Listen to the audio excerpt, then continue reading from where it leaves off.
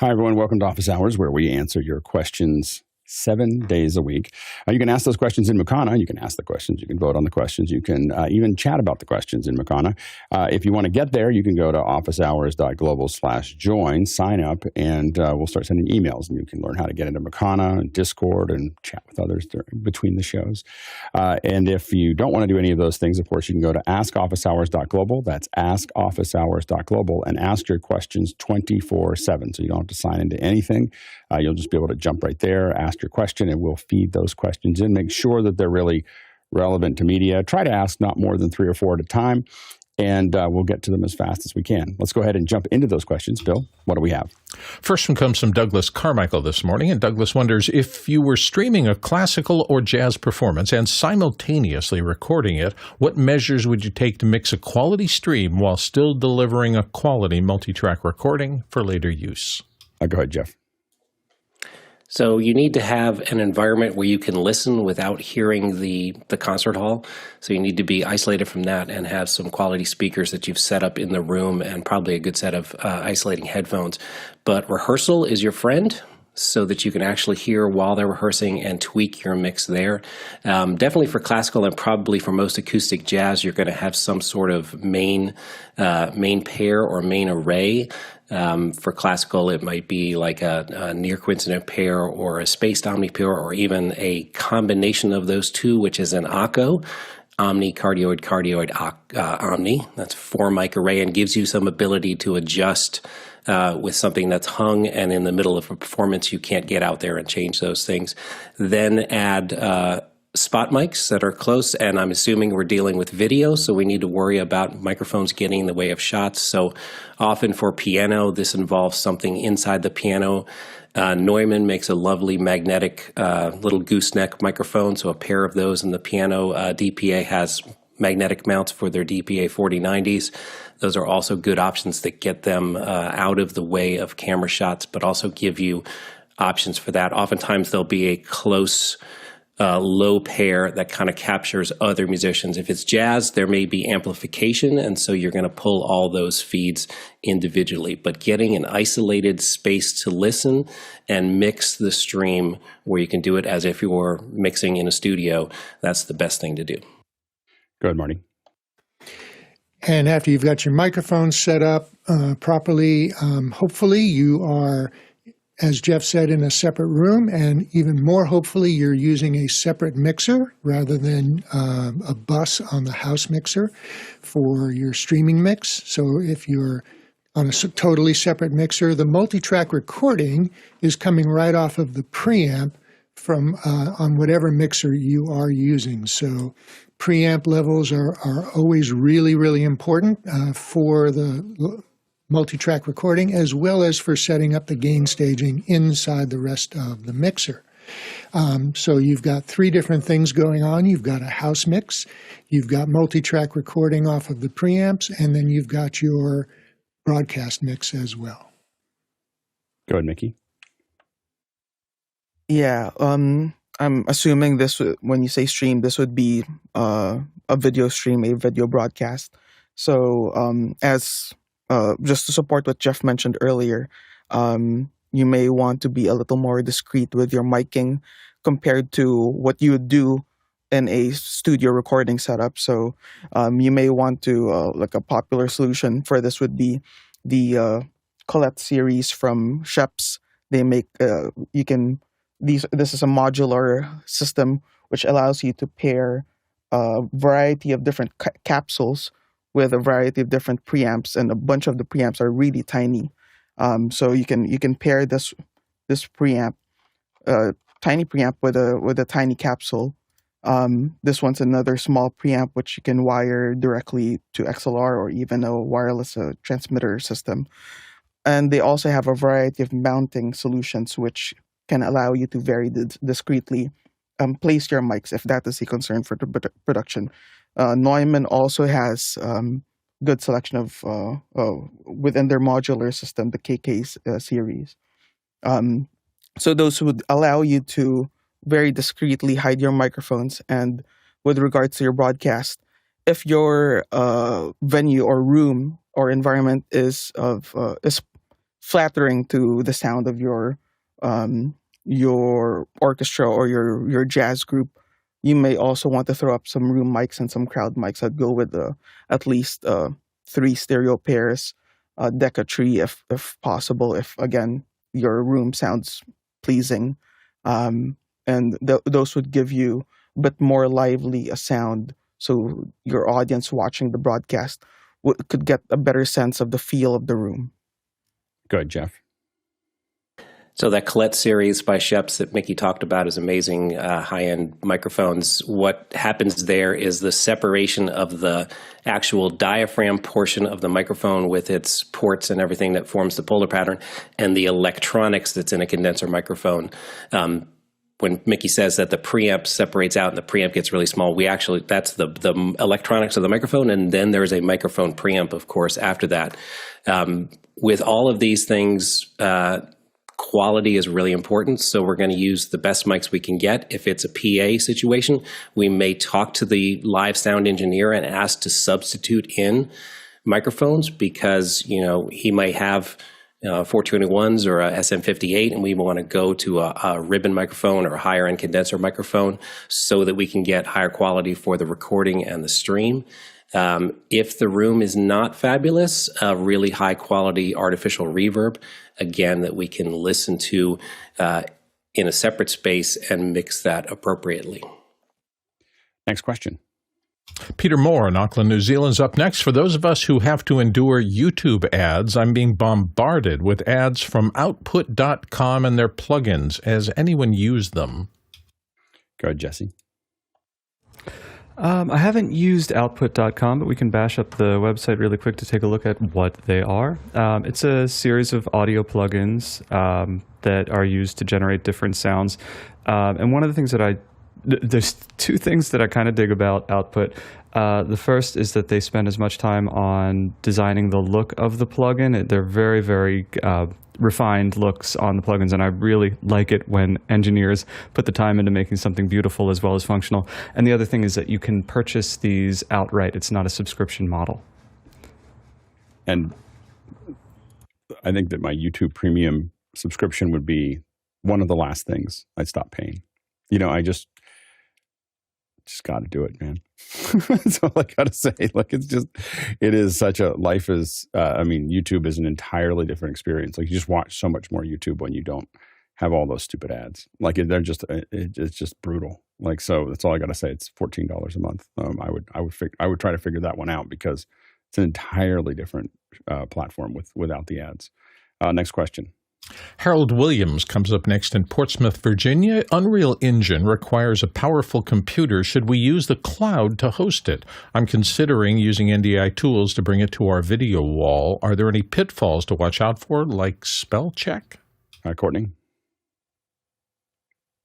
Latency is a big pitfall. It depends on what you're using your Unreal Engine for. If you're using it to synchronize a animated background to camera moves in the foreground, like a lot of people are for virtual studios, then you want to have your hardware in the room, because the latency between that decoding of camera movement to moving the image on the wall behind you in sync is critical.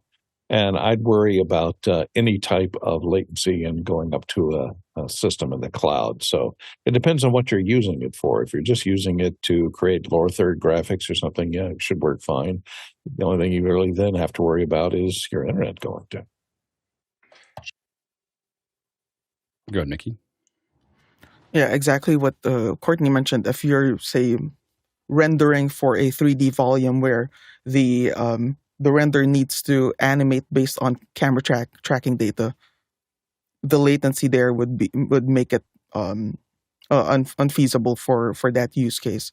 The same deal when it comes to, if say you're chroma keying a talent into an environment, and you have to keep things moving in real time, the latency there would be too high for that. Another thing to bear in mind is that the time necessary for building your environment, say like from modeling, rigging, texturing, animating, that time adds up, and you have to sort of do an educated estimate on the capital expenditure of just outright purchasing a powerful machine versus spreading it out across how many days, weeks, months to do the prep on a cloud service. You really have to look into the cost for that. Next question. Paul Wallace in Austin, Texas, up next. Comment. Early Grok 2 has rocketed to third in overall ELO scores on Chatbot Arena, behind only ChatGPT-4o latest, Gemini 1.5 Pro, and GPT-4o Mini. The graphics are stunning and shocking at times. And he's got a link there so you can see. Go ahead, Courtney. I tried Grok out probably about 3 months ago, and I found it wildly hallucinating. It was very fast, extremely fast, but extremely inaccurate. And these ELO scores, if you look at them, it is such a horse race these days. Those scores change on a daily basis, practically. It's everyone's improving their models and then, retesting. They go back and forth, who's on top this week, and then somebody else is on top next week. So, it may only be a matter of days before they lose their position in the ELO scores or Chatbot Arena. But, I've looked at the output, and I'd say it rivals Midjourney. And the important thing about it is if you want to create anything that would be verboten on the more highbrow, like Midjourney, it doesn't have guardrails as implemented, so you can render images of celebrities or IP registered, copyright registered IP, like Disney characters, things like that, or political characters. It can make renderings of those. So it's very dangerous, but no guardrails. Use at your own risk. Next question. Jeff Francis in Columbia, South Carolina, and here on the panel says, ATEM Mini Pro and Blackmagic Pocket Cinema 4K, can I convert the camera shading in ATEM Software Control to a LUT to import to the camera? And if yes, how? Go ahead, Jesse.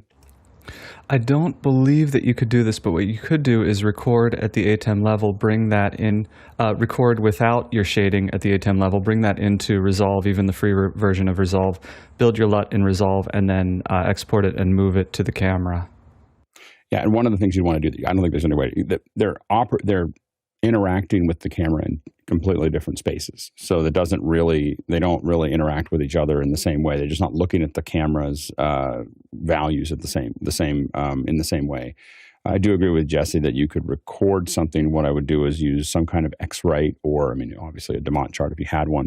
And what you want to do is you get it just the way you like it on your switcher, capture that image, and then bring it into Resolve. And if you bring in a raw version, with no nothing applied to it, set it over top, and then color correct it. And what I do is I take the images and I put them right on top of each other, and then I set the top one to difference, and then I will sit there and you can play with the LUT until it turns black. When it's completely black, that LUT is the same as what you did with the switcher, or you can just go in and do the LUT from scratch. You may find it's faster just to capture what you want, make it look the way you want it, save it out as a LUT, and put it on the camera than trying to do anything with the switcher itself. Yeah, go ahead, Jeff. I probably should have mentioned that also what I'm hoping to do is correct for what Zoom is doing to the image. I probably need to go into Zoom and record there. Well, you should, if you're using the newest Zoom. They did correct for the crush. So unless that's not what you like anymore. I did notice for a while, it felt like I was like, wow, it looks really milky, but it's not crushing the blacks anymore. So the Zoom is the only one that doesn't do that. I'm not sure I don't think Zoom is dramatically changing the color. What are you seeing? Just I set it up on my monitor and find it looking great, looking at both on a separate monitor and in QuickTime. And then come into Zoom and everything looks really flat, and just the dynamic range is really squashed. Like all the darks are gone, lack of contrast mainly. It looks less contrasty. Yeah. Yeah, so it looks like the blacks look raised a little bit, because that's what Zoom did to correct for what was happening before, which is what QuickTime may be doing now, which is that it is slicing off some of the top and the bottom there. And so that we get used to it and it looks punchier. But yeah, you could definitely, I think that the easiest way for you to do that would be to take the camera output, and you might end up playing with it back and forth a little bit, but play with the LUT in Resolve. And that just, it sounds like what you're doing is just crushing the blacks a little bit more than what Zoom's doing. And what I've done here is to exactly what you're talking about with my Sony, the LUT that I'm using now. I would, apply the LUT, look at it, take some notes of how it looks in Zoom, and then make that adjustment, and then go back and do it again, and keep on tying it together until I got it. And it took a little bit of back and forth, but not very many, until I got the color that I wanted out of the camera. So, but I think you may find I wouldn't try to do it with the switcher. It might feel more. I would say building a skill of building LUTs from the raw camera output in Resolve is a really great skill to have, because it lets you solve a whole bunch of problems with cameras, glass, like everything else. Like I'm setting up for a show next week, and I'll apply LUT. I'll LUT all the cameras so that they're all like, I'm going to have them with the lenses I'm planning to use in there. They'll all have a LUT that makes them all look the same. Now I can still make fine adjustments in the switcher, but when they come in, they should, if they have the same lenses, look on the same cameras. And I mark the lenses in the cameras so I know which ones I'm planning to put where. And then that makes it a lot easier. But let us know how that goes. Thanks. Yep. Next question. Next one comes from Chester Sweeney in Las Vegas, Nevada, and he's looking at the M1 and M2 Mac Minis, and he's wondering about mounting them, flat or on its side like a PlayStation 2, and are there performance or heat differences? This is our QR code question for this morning. Go ahead, Jeff. So Apple does sell mounts that are designed to go vertically, and they mount them. They show them mounted on the back of displays. So it's a common thing that people do with this. So at least it's Apple approved. There are heat throttling problems in the MacBook Airs, that when those get hot, it throttles the processor. So Mac Mini has a fan, so that hopefully won't happen there. The thing you can do is you can find a little piece of software that shows you when that throttling happens, iStat menus or those kind of things. And so that would be the thing I would check once I had it in that upright position, mounted flat against something. If I had it on its side, I would check under extreme use if it was throttling the processor. But I think in a Mac Mini, you're going to be fine. Go ahead, Mickey. So I think it's important to remember that the Mac Mini or M series Macintosh computers, Apple Silicon computers, are essentially glorified iPads. The chips inside them are the same ones you find in iPads, and you don't see or hear of any specific direction in terms of what orientation you should hold your iPad. So as long, I believe if there's any difference in performance, it would be absolutely negligible. And as long as the airflow is not impeded, then you should be fine. Next question. Next one comes to us from Roland Booth in Jamaica. What are the pros and cons of omni versus unidirectional head-worn microphones? Good morning. Well, the main difference is going to be, and this is the motivation for using a cardioid microphone of any type, is to improve the noise rejection from the room.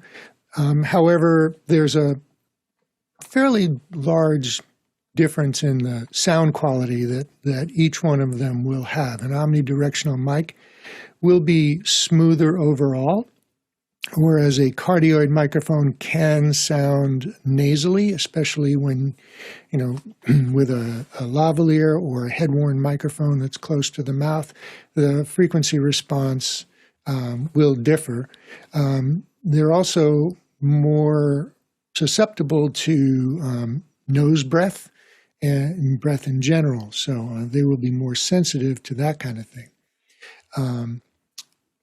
The nice thing about head-worn microphones is that they get so close to the source that you can bring the preamp gain way down. And when you're doing that, you're just naturally reducing the sound from the room. All the ambient sounds go down because you're just not pumping in as much gain from the microphone. So even an omnidirectional microphone will perform pretty well in a room with reasonable ambient sound. But if you are working with say floor monitors coming into the person who's wearing it, or you've got a lot of excessive stage noise or something like that, then you may have to go with a cardioid microphone. But generally speaking, I would start off with an Omni. Next question. Harold Williams in Portsmouth, Virginia says, I need to replace my Blackmagic HyperDeck Studio Pro. I see they no longer come with the XLR audio input and output. What can I use for a replacement? Good, Nikki. I'd probably take a look at the AJA Key Pro. The Key Pro Ultra 12G has 8 channels of balanced analog in and 8 channels of balanced analog outs on DB25 connectors, while the Key Pro Rack has both for in and out XLR connectors. Good, Courtney. Well, if you use the new Studio Pro, you could just use an outboard. The problem is, I think, that they ran into is taking analog audio in, is they've gone to frame synchronizers on all the SDI inputs on the new recorders from Blackmagic. And so you might run into synchronization issues then because of the frame synchronizer between the different inputs being, adding or removing frames to put themselves in sync. So the best way to handle that would be to add your audio to your SDI inputs before they get to the recorder. So you could either use a audio embedder, like this is the Blackmagic Mini converter that'll add 4 channels of analog audio. I think those are balanced inputs, TRS inputs, or 8 channels of AES EBU, because it'll take digital as well. So you could use either one of those to input your audio to your video stream before it goes into your recorder, and still use your the new Blackmagic HyperDeck Studios. I don't know if the analog embedder works with 4K, but I think it is set for 1080p. Next question. Douglas Carmichael's up next. How can we leverage emerging technologies to create more inclusive and effective learning and social environments for gifted students and those on the autism spectrum? I think that AI is going to help a lot with this. I think we can talk about all the dangers of AI, but I've talked about some of the examples in past shows. But real quickly, the ability for AI to work with a student directly and flex and turn at the speed that they're going, whether it's really fast or really slow, is going to change education forever. It doesn't mean that we don't need teachers to be talking to them, to be giving them context, to be having a human conversation with them about how to progress and answering questions. But the example that was given to me that I've talked about before that just kind of blew my mind, talking to an education consultant, is the idea of having a student be able to ask about anything that they're interested in, and the AI knowing what Lexile score they have and just slowly ramping that. They can literally give them something that they're interested in. They're going to ask about horses or cars or whatever. They get that answer. They get tested on what was just generated for them. They answer that. It makes decisions about whether they're comprehending, and then keeps on ratcheting up the Lexile score. That would probably be somewhere between 5 and 10 times faster as far as learning how to read, because you're not caught in the box of of the classroom. So I think that kind of very customized individual is going to be something that AI is going to do very, very well. And I think that you're going to see kids learn at a speed that's hard to imagine as we go forward. Next question. Peter Moore in Auckland, New Zealand comes up next. I was looking into MIDI triggers for Companion and found an abandoned project. I was wondering if anyone would be interested if I delved into this. For me, it'd be cool as a MIDI message or for patch up, MSG for patch up, patch down, or equivalent as a starting point. Jeff? I would encourage you, yes, dive into that. The Companion community is huge, and the sharing in there is great, so that when you have something you're looking for, probably someone's built it, And if you're not finding one and someone started building it and hasn't finished it, maybe you're the person to finish it. And there may be, dozens of people out in the world looking for exactly that companion component that they'd like to implement. Next question. Vic Hernandez in Springfield, Missouri comes up next. Dan Pfeifer, former White House communications director, said it was incredibly risky, quote, end quote, connecting two live arena events by video. Any comments? Courtney? I'm not sure what the risk would be. Live events are coupled video-wise all the time now since they come to digital sync converters between the two. Satellite connections and remote satellite feeds happen every night on the evening news. So I don't know about the risk of losing video, maybe. It depends on, maybe because it's a political event, the risk is sabotage, maybe. I'm not sure what his risk is. We used to gen lock two studios when I was in the 60s, when I was working for a television station that had production studios in one city and the master control was in another city, and we had to gen lock those two studios together over microwave links between two different cities. So that was kind of risky. So if one loses sync, it would take the other one out of sync. But that's not necessary anymore because of digital sync generators these days can compensate for anything like that. So I'm not sure what the risk would be other than the timing between two huge events like that. If you want to go from one event to the other event, you have to be on the same time schedule and you have to know at a precise time we're going to take your event live. And that's usually the main concern when bringing two live events together, that coordinating the time to transition between the two or to take one and the other. So that they're doing the right thing at the right time. That's the main problem. Go, Bill.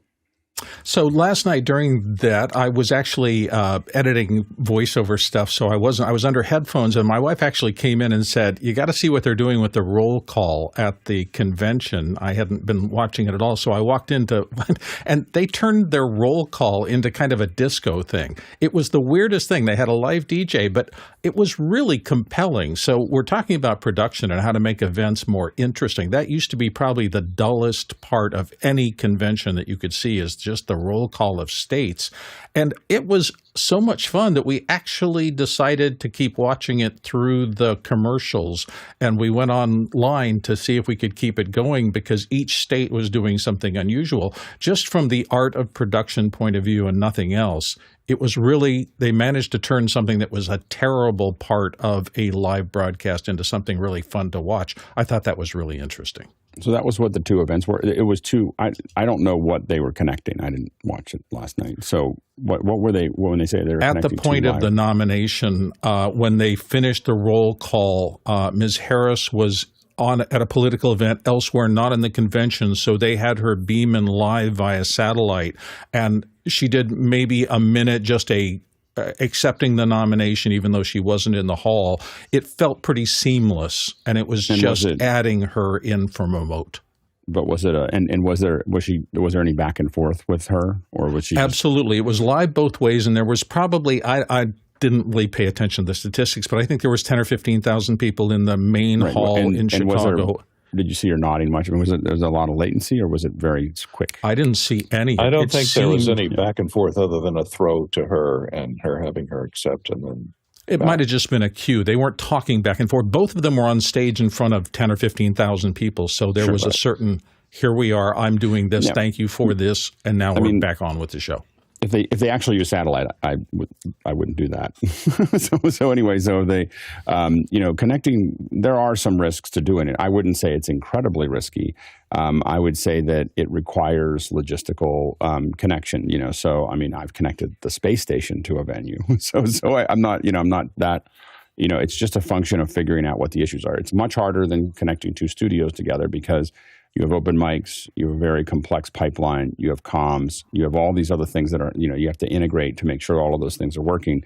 Open speakers with open mics. There's a lot of, so I wouldn't say that it's incredibly risky, but I would say that it requires a lot of pre-planning and testing, which obviously they did. I probably wouldn't take the show on if I didn't connect them with the switch. The switch is going to give me my low latency, high, very high availability, very high quality feed.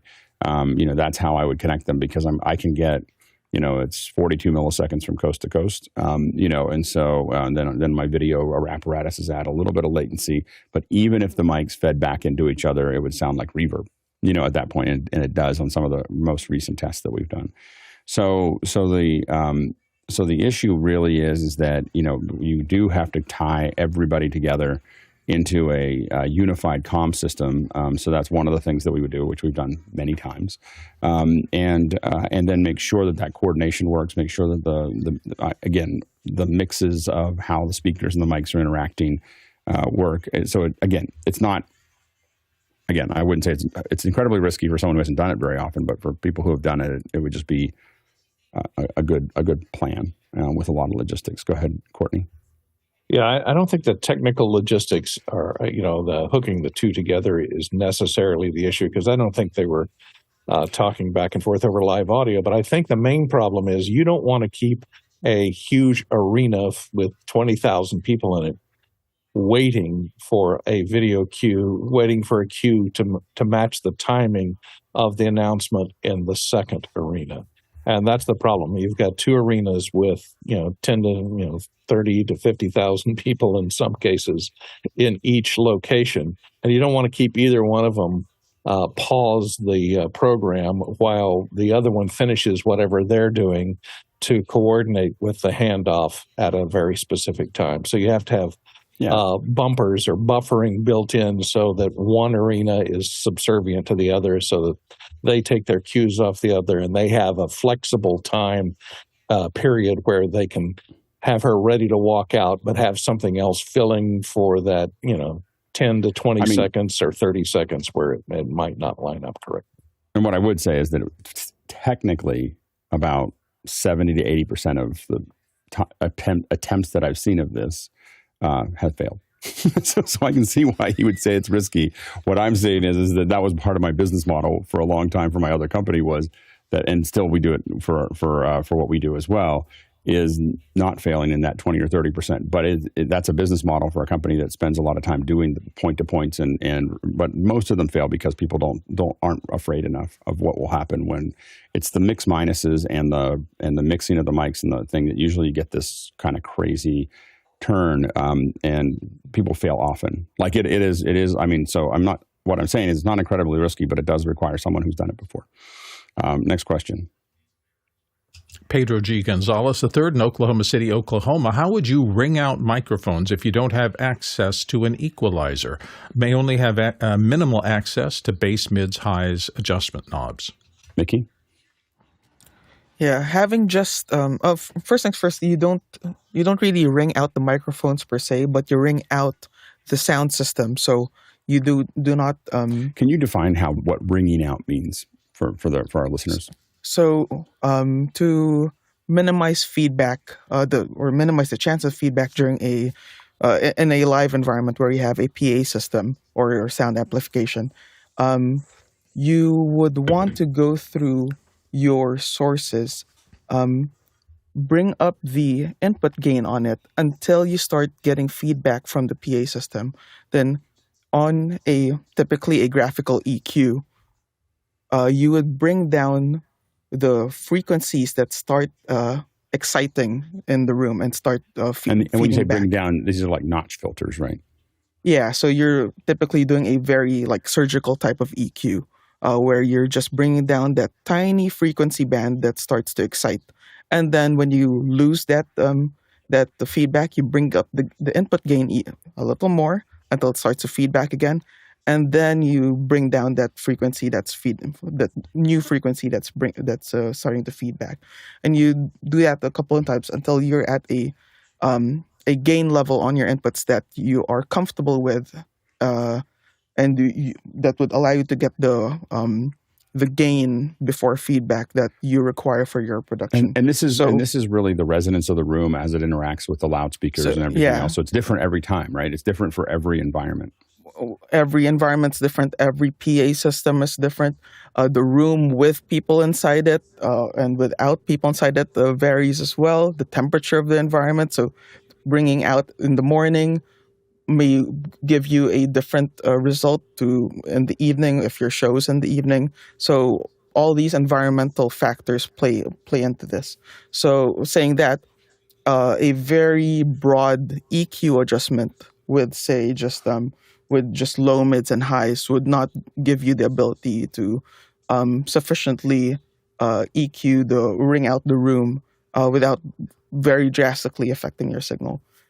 So you definitely want to go with something more precise, like a 15-band EQ or 31-band EQ. So saying that, you can find them fairly reasonably priced. This is a DBX 2-channel 15-band EQ.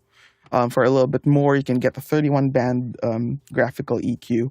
And you can get these for a tenth of the price secondhand if you look around eBay and such. Good, Jeff. And better than Someone's lots got of an open bands that are not very variable is some parametric EQ that you can actually dial in. And let's not forget, this is all about that oscillation of that resonant point, which is based on, as Mickey said, the entire system. So some other tools that you have is polarity, which will completely take a point that is resonant and make it not resonant, but then of course it will take points that are not resonant and make them resonant if you invert the polarity. And time. Time is another one. So time will interrupt. If you add a slight delay, it will change. It won't eliminate resonances. It will just move where they are. So if you have a bad resonance and you don't have EQ and you do have delay, you may play with a little bit of time delay to see if you can move that to a spot that the room is not resonant and the microphone is not, so if you get multiple things, the room, the speakers, the microphone, the positioning causing a resonance, if you need to move one of those, and time can be a thing that can also move. Go ahead, Mickey. Yeah, I just want to dive a little deeper and emphasize on something I mentioned earlier. The EQ you have in your input channel strips are really designed to correct for the source of the sound as well as your microphone. The system EQ, which is on the way out of the board, which is usually where on smaller systems where you would what you would use to ring out the system, is to correct for your loudspeakers in your room. So input EQ to correct for the inputs, and then on the way out you have your system EQ. Next question. Next one comes to us from Zach Stallsmith in Chautauqua, New York. I have a Lumens camera controller and would like to have it in my home studio to control cameras remotely. Can this be done using NDI Bridge or perhaps another piece of software? A Lumens camera controller.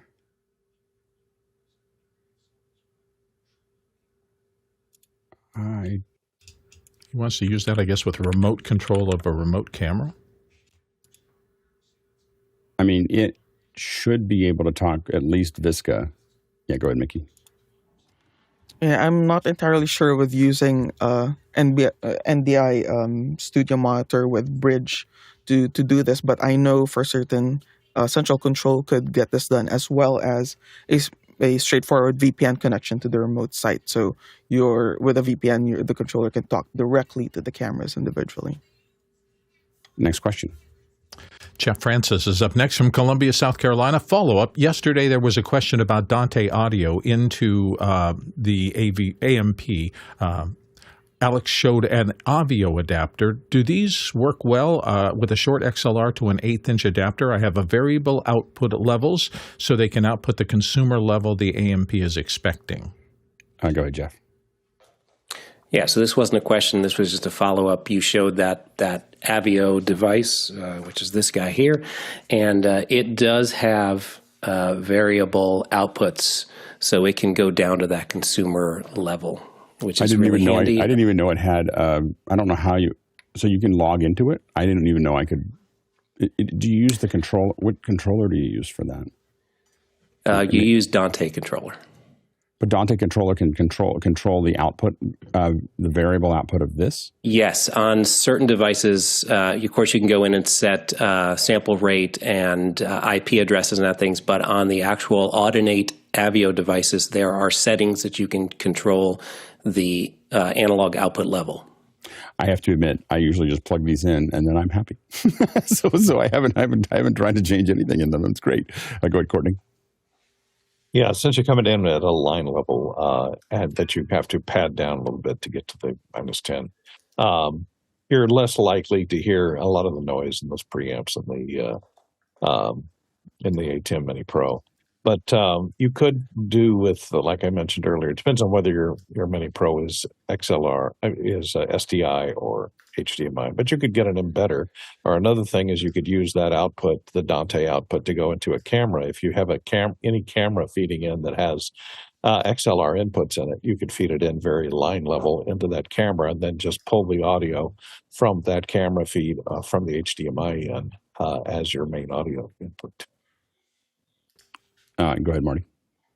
With these AVIO adapters, what you can do is connect it directly to your computer with a PoE injector, and you'll get an additional set of controls where you can adjust the IP address, whether it's static or dynamic, and control the audio level, things that you can't do using Dante Controller.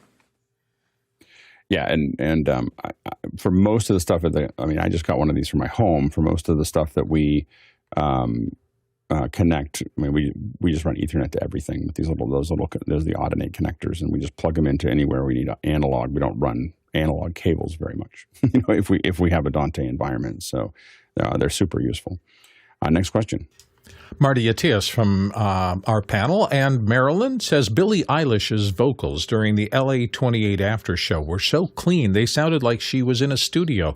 The lack of ambience left me wondering if she was lip syncing. While we may have the noise reduction technology to do this, is it appropriate?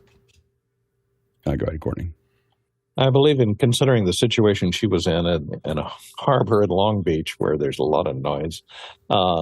And the level of her singing, which is very low and whispery, I think she was singing to a track. Also, the other instruments were not amplified in any way, and you didn't see any speakers on the stage. So I think she was lip syncing to a track. Good, Bill. Yeah, I felt that way during the insert she did into the Olympics coverage as well. Her voice is a magical thing, but it is very breathy and doesn't have much punch to it. So the fact that it was very articulate and you could hear everything she was doing, particularly in that outdoor thing on the coast of California with undoubted wind and stuff like that, made me feel like they probably tracked it ahead of time. Very successful. She did a really good job of it, but it was super clean. Yeah, it's pretty common to have to be, for lip syncing is a pretty common live element. So I think that would be probably a good guess. Reminder that, of course, you can ask questions throughout the hour at askofficehours.global. Of course, you can go to Makana and ask the questions there. You may want to vote on questions. We're definitely not going to get to all of them today. So vote on the questions that are there, but you can keep on adding them. And remember that if they get sent back to you, if you've asked them in Makana, if they get sent back to you, you can always bring them in the next day. If you ask them in the QR code, we'll bring them back and forth. If they weren't addressed in one day, we'll try to bring them in for the next day. Next question. Ronnie Hofsøy in Tromsø, Norway says, big conference coming up, RF coordination required. Using Soundbase to control both Shure and Sennheiser is probably a good idea. Our new Sennheiser EW-DX is controlled by WSM and our Shure by WWB. How to proceed? Go ahead, Mickey. Yeah, I'd probably use a third party, at least my initial scan, use a third party scanner, say like the RF Explorer or the Tiny SA, to do a scan, load that both into Wireless Workbench and the Sennheiser's WSM, and also use that as the base for your Soundbase scan. Coordinate off of that, and then use Wireless Workbench and WSM individually to do their scans, their continuous scans using your receivers, and constantly feed your third-party scanner into Soundbase. Next question. Douglas Carmichael asks, Allen & Heath has two types of graphic EQs on their SQ series consoles, proportional or constant Q. When would you use either? And he's got a link. Mickey? Jeff, go ahead. All right, I'm digging deep here. This has been a while since.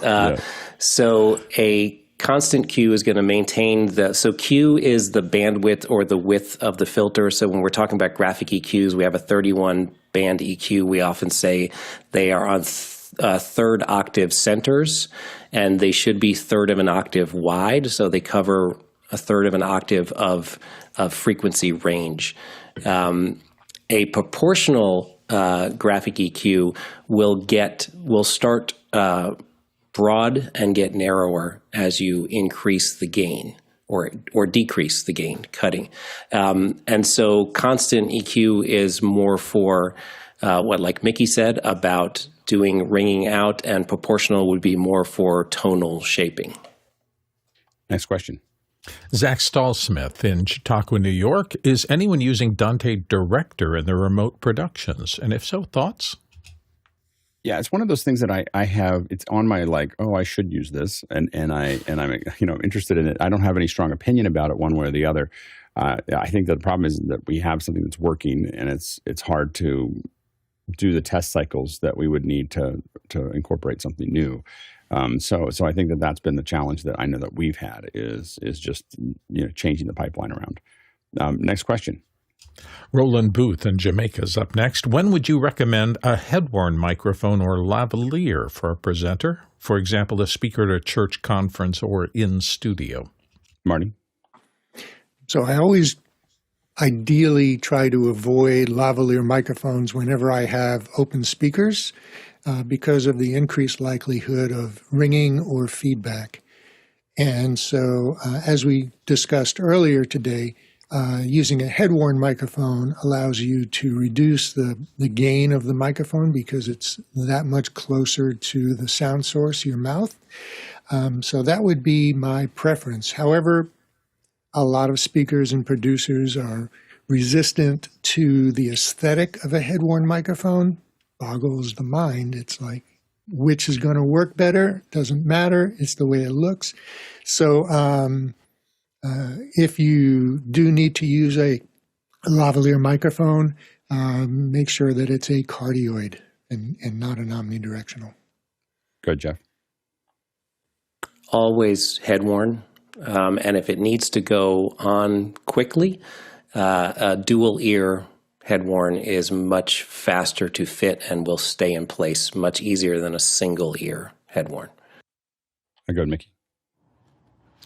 Yeah, for me, in a very controlled environment, I prefer the sound, the fidelity, and the aesthetic quality of lavaliers over headset microphones or headworn microphones.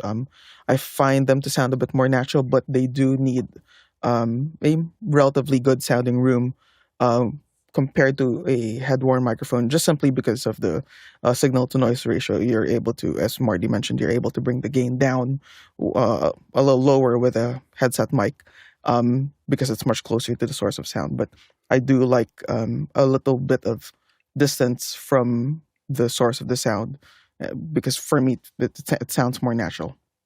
Good, Marty. And one other advantage or difference between the two is if you have a physically active person, somebody who is standing, walking around, somebody who likes to scan the room, with a lavalier microphone, as the person turns their head, they're going to go on and off microphone a lot. With a headworn microphone, the distance to the mouth is always the same, so you will always get a consistent level and not have to worry about those changing dynamics. Yeah, I used lavs for a long time in events. Now, I think that lavs can be used in interviews and lots of other things. In events, unless you're almost in a studio, I find that my strong opinion is that I like headsets a lot for those, just because of the number of variables. I mean, if you use something, you end up with open speakers, you end up using something that's a hypercardioid or cardioid. And if the speaker pulls it just a little bit and it turns 30 degrees, we're a never land. And ask me how I know. So that's the problem that we've had with them. I do think that some of the DPAs, we've gotten some of the DPAs on smaller ones on T-shirts right underneath the speaker, and they've worked pretty well for people who don't want to have the Madonna mic. I think we were using the 6066s. There's a DP. There's one that we used that we actually customized the T-shirt to put the DPA into it so that the wire could run under this little hole. That was actually, we cut the hole and we sewed it so that it was a hole. There was actually a hole. Like if you took the mic off, you'd see a hole there, because our guest really wanted to wear T-shirts. So anyway, next question. Ronnie Hofsoy in Tromsø, Norway says, what's the best head-worn mic for conference presenters on a live stage? Sennheiser HSP-4 has impressed me regarding the signal before feedback. Not good, Bill. I had a gig once where I had to do like 30 presentations on stage in about a month. And I got to tell you, I had a Shure ECM44 lav that I was using for most of them, brought my own, but I got to a place that was a pretty big hall. It was about a 500-person audience, and they put a Countryman headset on me. I just let them wire me the way. I couldn't believe how good it sounded. Now, that's not to say that a Countryman is always going to be the best. The point that I'm trying to make is, even as a public speaker in that realm, the combination of a head-worn mic close, a very good one in that particular case, and the tuning of the system that the engineers had done there created a much better experience than I ever had with the casual approach I had taken before. So I guess my point here is that it was a real eye-opener for me about why sound engineering can be really important, even in something as simple as a talking head on stage. I felt the crowd was more energized and more with me. I had more low end in my voice as I was speaking to them, and I think it improved my ability to perform better because the sound mix was just better all the way around with that system. So just a +1 for audio engineers who know what they're doing in a live speaking environment. They can really help you out and make your job easier. Yeah, I haven't used the Sennheiser. Almost all of my work with headset mics have been the 4066, which is now the 4088, I think, from DPA, and the H6 from Countryman. I find that the DPA has more bass response and less sibilance than the Countryman does. One thing that I think we've all moved away from the single ear headset mics. They're all double ear now. I think Countryman not Countryman, but DPA brought that in, and I think we all kind of the single ear is kind of a nightmare. Those the DPAs are the ones that we've used probably the most on stage. Go ahead, Marty. Yeah, I just wanted to reinforce what Bill was saying, and something we mentioned earlier. System tuning is really, really important for maximum gain before feedback and for speech articulation and intelligibility. If your speaker system isn't tuned properly, it's just going to sound weird. You'll get lots of ringing, and speech may not be intelligible and will not translate well to your live stream, because you'll find that you'll be using your input channel EQ to make things sound better in the room, which is going to affect your live stream. So proper system tuning is really, really important, especially in smaller portable business conferences where you're just putting up, say, a pair of QSC powered speakers on stands, trying to get your project done up and done rather quickly. System tuning the time for it can be not allocated well. So being able to do that is really important. Next question. Tlaloc Lopez Waterman in Plainsville, USA right now. Mickey, what's the most surprising thing you learned this summer? Go ahead, Mickey. I think I confirmed though what both Gordon Ramsay and Anthony Bourdain has said, is that French food is generally bland. I think that's one thing I've confirmed. But on the serious note, because this time around I was a bit more deeper in the engineering side of things. It's interesting to see how even though most of the broadcast engineering pipelines are the same from game to game or games to games, there's still so many variables from year to year that there's still a lot to figure out on each one and each time around. Another thing is that with the team, that the core team, especially the core engineering team for OBS, it was very interesting and pleasing to see that everyone's like really a family there. It's really a very, very tight-knit group. People have worked on the games for decades and decades, and everyone's always happy to see each other again every two years or every 4 years. So that's one thing that's nice. That's great. Next question.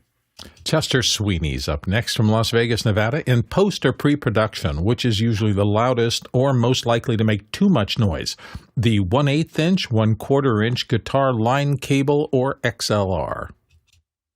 Go, Jeff. Well, the cable's job is not to add noise. That's not saying that they don't sometimes do that. They're there to transfer things. Going from least noise, best quality on down, I would say XLR is first, then 1/4 inch TRS if it's balanced, then 1/8 inch TRS, which is usually never going to be balanced. It's going to be stereo unbalanced, and guitar line cable because guitar is instrument and always unbalanced and has weird impedances. But definitely stay with Pro XLR or TRS 1/4 inch single mono channel balanced. XLR has a little more surface area and makes contact with all 3 pins at once, whereas 1/4 inch contacts wrong as you insert the jack and then finally makes correct contact. So you don't want to send phantom power through that. Good, Mickey. I totally agree with what Jeff just mentioned, but I think it's very, very important to note that 1/8 inch, 1/4 inch, XLR, these are all connectors. And I have seen different types of hardware have very, very interesting or strange use cases for these connectors. I've seen 2-channel unbalanced audio go through an XLR connector on some hardware. I've seen balanced single channel audio go through an 1/8 inch connector. So apart from the actual physical connectors, it's good to know what these pin configurations are, how these connectors are being used. Next question. Next one comes from Danny Grizzle in Longview, Texas. Does anyone have experience using voices.com? I have a series of videos to make considering designing around a conversational-type VO narrator. The one that I'm most familiar with, so this is voices.com. One thing I thought was really interesting here was that they immediately just say AI voice. Like I've never seen someone who's selling voiceovers or people put the AI voice right on the front page. So you may not find the same level of talent there because I don't know if a lot of talent would want to co-mingle with that. The one that I've used the most, other than hiring talent more directly, usually when we're doing it is, but if we're doing something that's relatively transitional, Voice Jungle is the one that's probably the one that I'm most familiar with. If you're still looking for it, I have a lot of voiceover talent that I go back to relatively often, and so I hire them directly. So that's 90%. But if it's not quite the right voice for that thing, that's what we kind of take into account. Bill, real quick.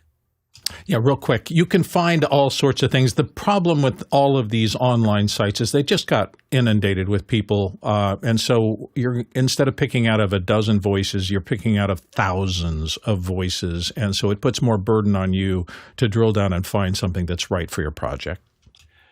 I was going to say something else, but I can't remember what it was. So anyway, just a quick reminder, of course, that we have a concert coming up. Concert is on Tuesday. It'll be at 3:00 Pacific Standard Time on Tuesday, coming out of the plant. So this is the record plant, the original record plant in Sausalito. We'll have the Verve Pipe. So the Verve Pipe is going to play. They're going to go through all of Villains, top to bottom, which is the album that they recorded at the plant 30 years ago. So we're almost 30 years ago. And so this is their first West Coast trip. I noticed that they had an extra day in their tour. And so I pinged them and said, hey, come come to a live stream. So we'll be doing that next week. So stay tuned for that. We're really excited about the opportunity, and it's just such a great band, and Brian's such an amazing lead singer, and so we're really excited. So stay tuned.